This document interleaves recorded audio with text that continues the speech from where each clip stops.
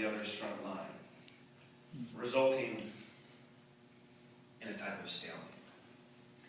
Both sides had developed fortified trenches, each on their front lines, and the soldiers had dug in deep.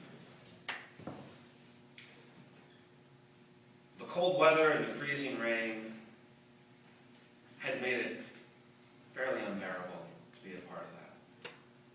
And at this point, the war slowed down considerably.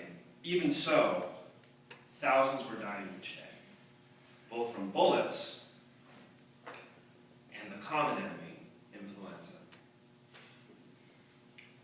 Between the opposing trenches was an area about the size of a football field, littered with barbed wire, crudely constructed landmines, and frozen corpses of fallen soldiers. This area was known simply as no man's land. If a soldier were to venture out into no man's land, the chances were he would not return.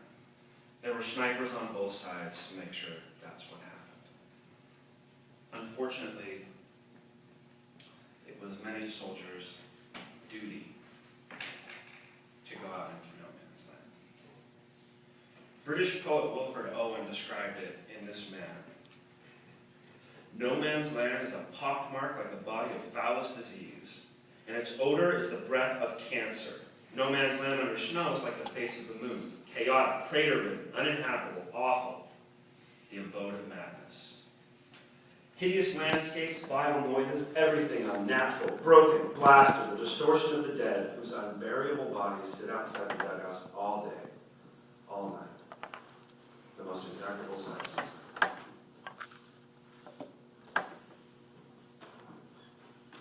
Many of the soldiers on both sides, however, were religious.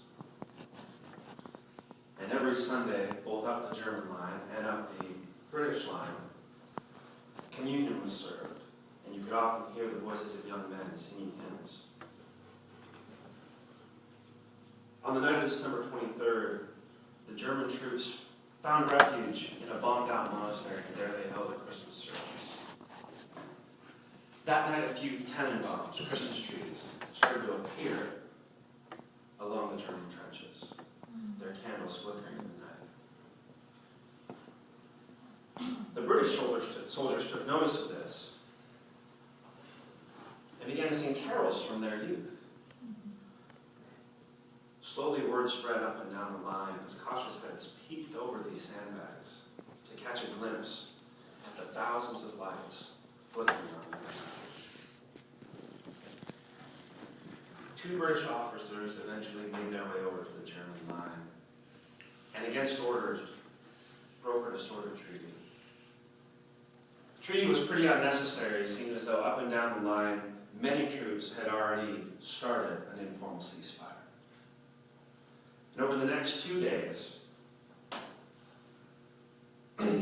many soldiers from both sides independently ventured out into no man's land, where they mingled, exchanging food and souvenirs. Several of these meetings actually ended in carol singing, and most famously, several games of football. Not of the American variety. Christmas Day dawned over the muddy fields, and both sides cautiously worked their way into no man's land. Together, gathering, collecting, and burying their dead.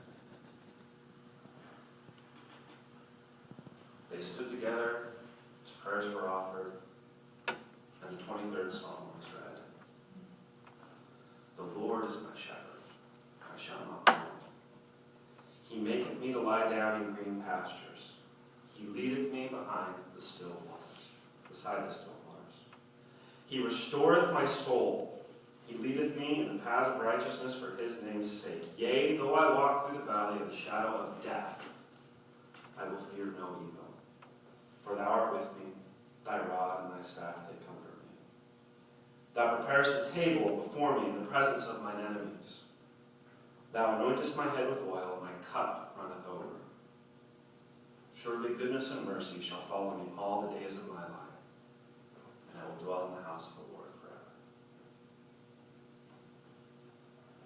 one 19-year-old soldier recalled the image of the Jordans formed up on one side, the English on the other, the officers standing in front, every head bared. As Christmas Day of 1914 drew to a close, soldiers who had sung together, played together, and prayed together slowly made their way back to their individual trenches. It's been reported that many of these soldiers after this, when commanded to resume combat activities, would fire their weapons only to the sky. Some have even said that the battle didn't fully recommence till they had exchanged out almost all the soldiers for new replacements.